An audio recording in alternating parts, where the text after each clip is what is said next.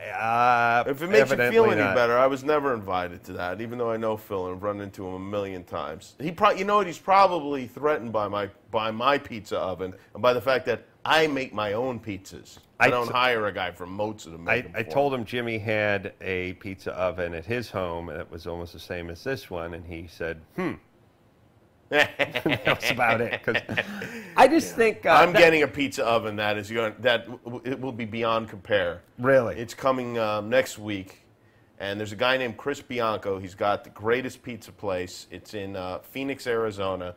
New York Times said it's the best pizza in the United States, and I have to agree, it is absolutely great.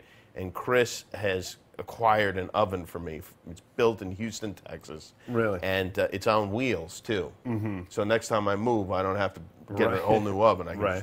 In fact, I could probably live in it. I could roll it around if we could hook an engine up to it or something. But it's going to be spectacular. Is it made custom, or is it just what this company does? It's made custom, yeah.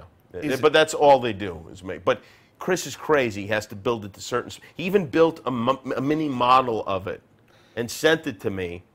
And the model is made. It's all welded together, and he put little fake firewood inside it, or like just sticks as the firewood, and put a little candle in there so I could look and see how it would look when it burns. Yeah, it's beautiful. Too bad it was doused when you jacked off on it. Yeah.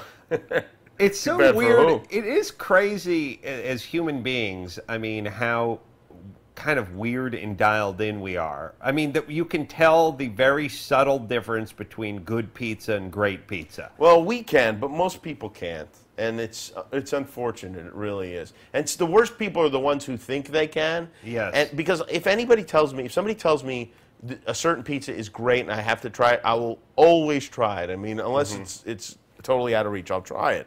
And so many times you go and it's just like, it's not really that good. Like, they just get excited about saying someplace has the best pizza, you know, because it's near them or they discovered it in their mind. They get to tell you about it. Also, they should know you better. Like, they should say, this is mediocre to shitty pizza, and you should try it anyway. They don't know themselves is the problem. Oh, okay. They don't know themselves. Oh, was I red in the face when I turned Jimmy on to a place called Domino's?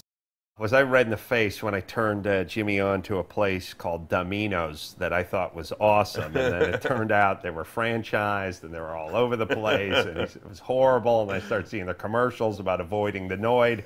By the way, avoid the Noid. Do you remember that one for Domino's? Yeah. What was that? He died, you know, with Michael Jackson and everything. It really got kind of swept under the rug, but the Noid died? Yeah, I think his girlfriend, he was married, his girlfriend may have shot him a few times and then killed herself.